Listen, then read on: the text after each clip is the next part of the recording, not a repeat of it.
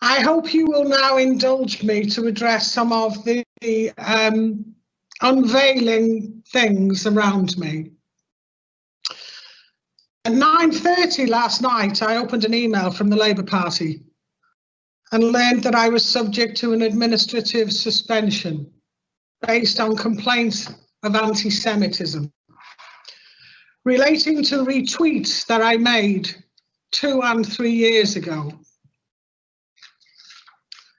I haven't had the opportunity to answer these charges, but they've suspended me in any case.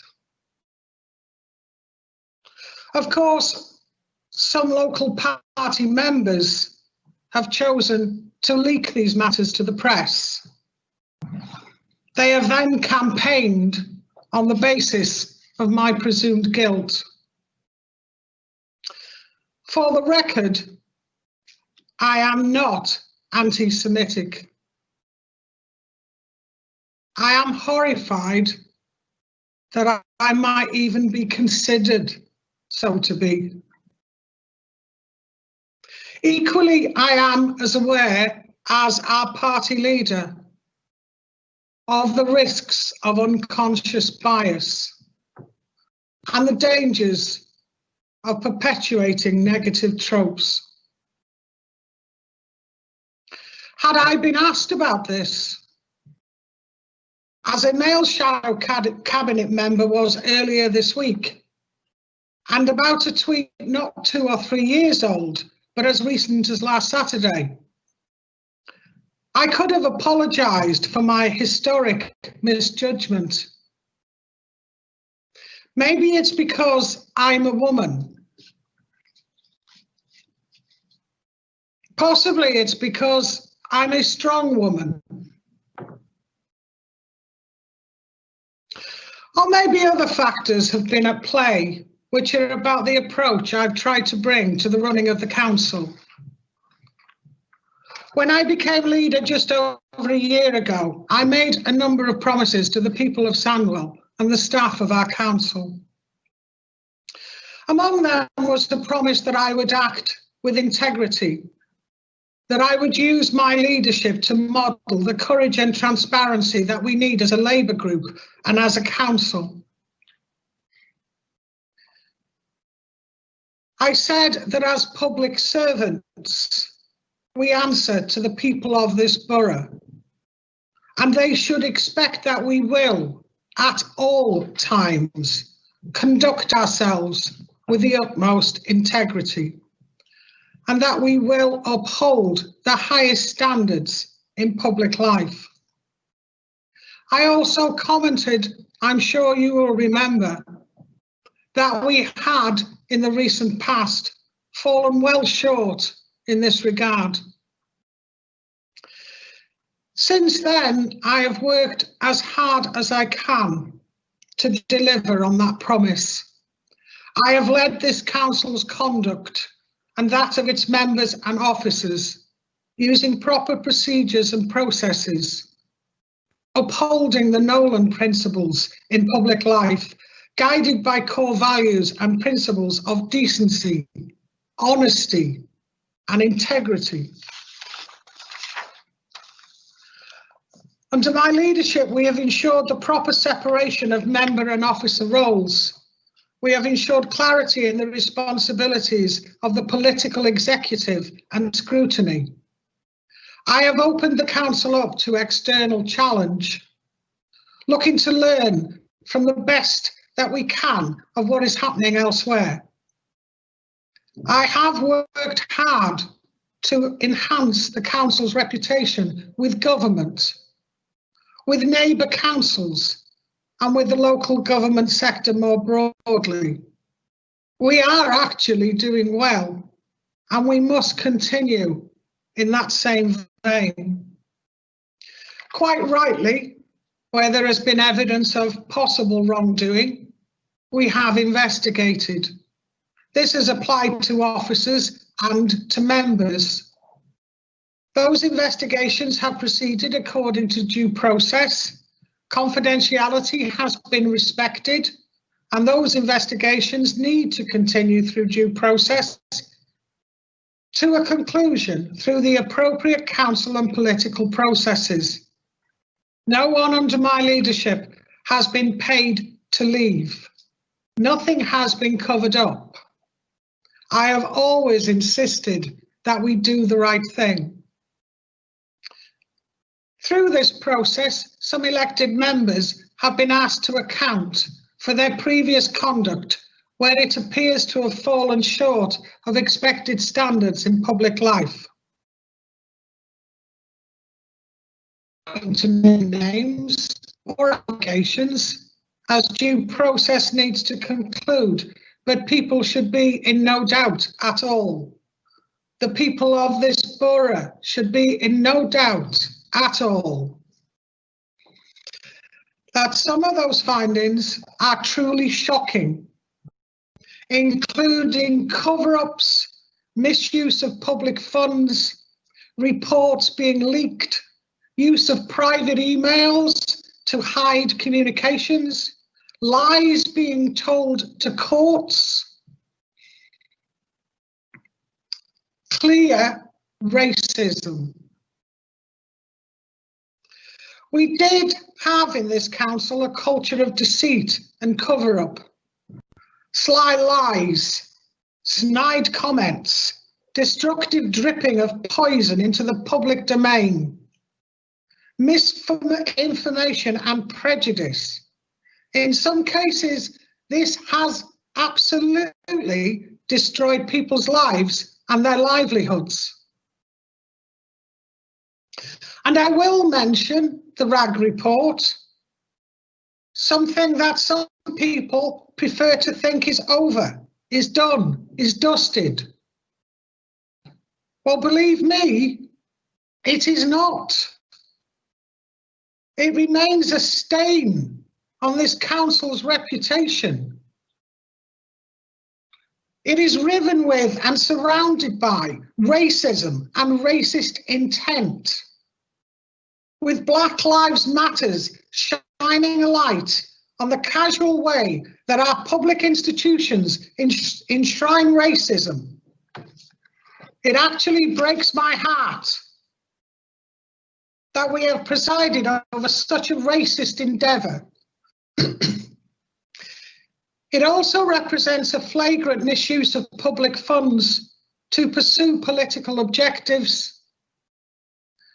You must ensure that it is not allowed to be buried again.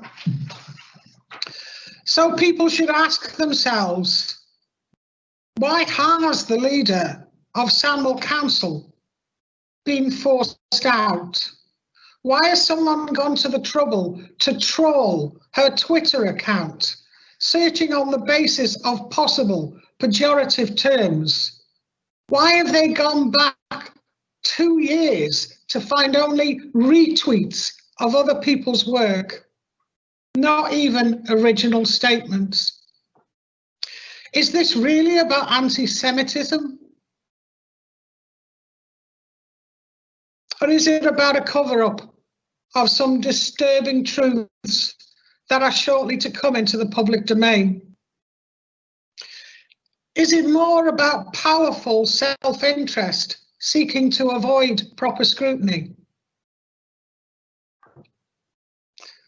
Proper accountability for those who have fallen disgracefully short of expected standards in public life? And who is behind these complaints, you should question? Is it the white, male, old guard who were at the heart of this shocking behaviour in the past?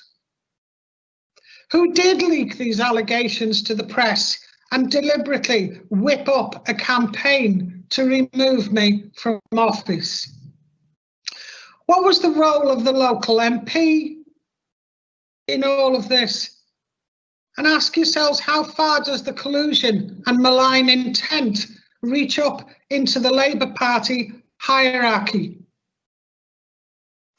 I predict that these same people, using the full weight of the party machine, will now try to seize power in Sandwell by contriving reasons to suspend others in the current executive I was told of my own suspension more than 4 weeks ago. People knew I was going to be suspended.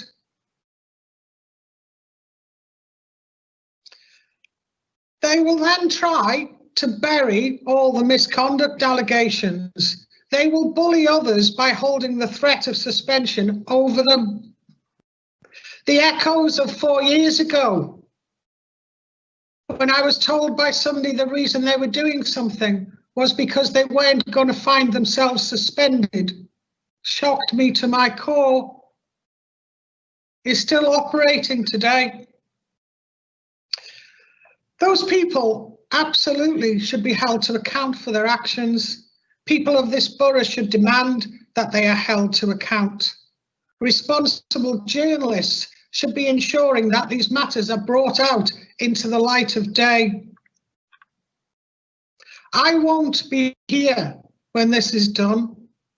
I am resigning my position as leader, but the questions and the choices will remain for the Labour Party, for the Sandwell Labour Group, and for the people of this fine borough. Right now, the choice is pretty stark. There is a group of old white men who want to go back to the vile baiting, the poisonous leaking, the denigration of fellow elected members for political purposes, the misuse of public funds for political retribution, numerous officers hounded out of employment because they would not follow the political line or because they fell out of favour with the leadership. Millions of pounds, and I do mean millions of pounds, of public funds have been spent with little regard to the public purse. A return to white male old guard who will pay lip service to equality and Black Lives Mattering, but who will seek ultimately to preserve their own power base for its own sake.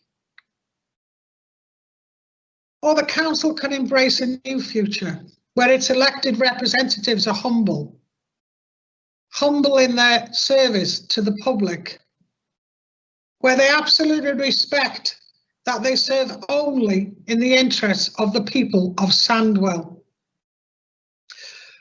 where one gives real meaning to the fight against prejudice and inequality, and where you have transparency, honesty, integrity in all of your dealings.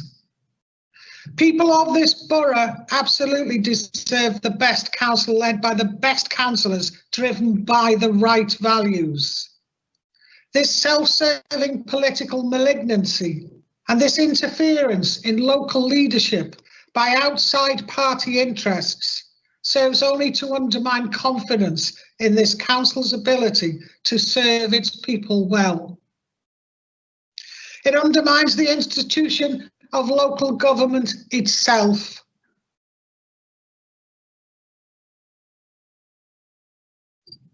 But that future is for others. I won't be here to lead you. I've got things to do. I've got places to go and people to see. But the questions genuinely really need to be answered long after my leadership is over. My place will be taken in the interim by the statutory deputy, Maria Crompton. She will step into the space. I want to thank the staff of this council, the finest that there are, working incredibly hard and bringing good Black Country humour to often their incredibly difficult jobs.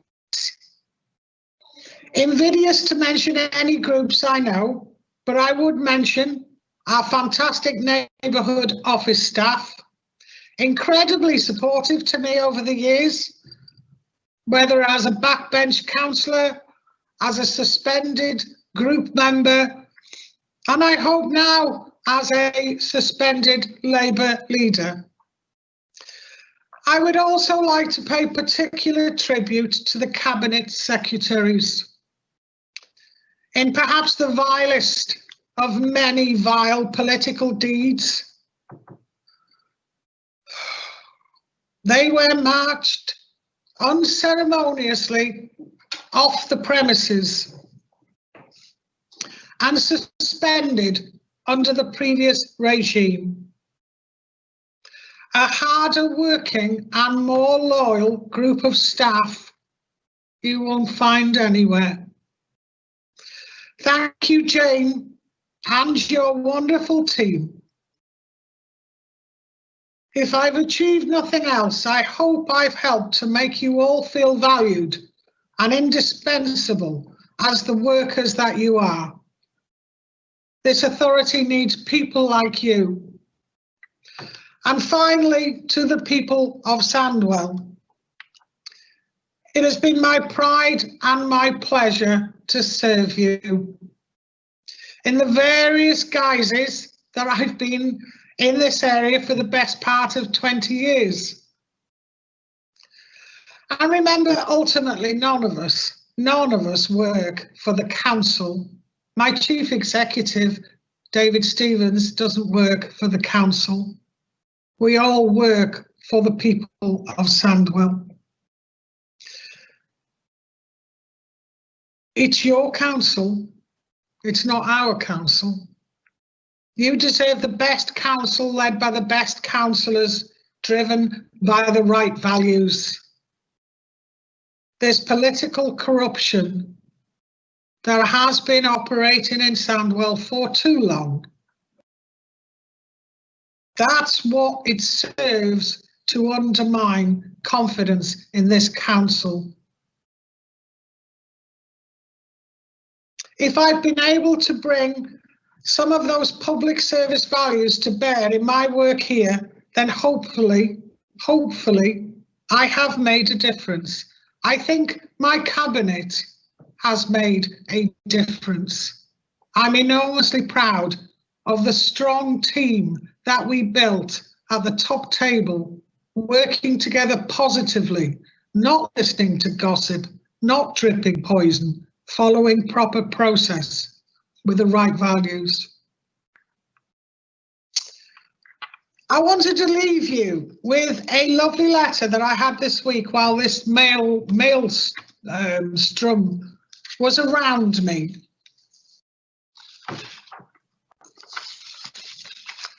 Because this is why I came into public office, and this is why I try to make a difference. And it is from a constituent that I do not know. And he says, "Hello again, Councillor Davis. I just felt the need to give a personal thank you to you. I have only contacted you on a few occasions, but each time you've been so extremely prompt and efficient with the matter raised. And even if the outcome is not that desired, your response has always given assurance that one is not wasting their time in going to the trouble to bring matters to the attention of the council, especially when it may be of benefit to others. Again, I sincerely thank you, and please, there is no need for a reply." I think that resident epitomises what I have tried to achieve in all my work in life, whether it's as an officer in the voluntary sector or as a councillor. I am very, very happy to have that letter as my epitaph.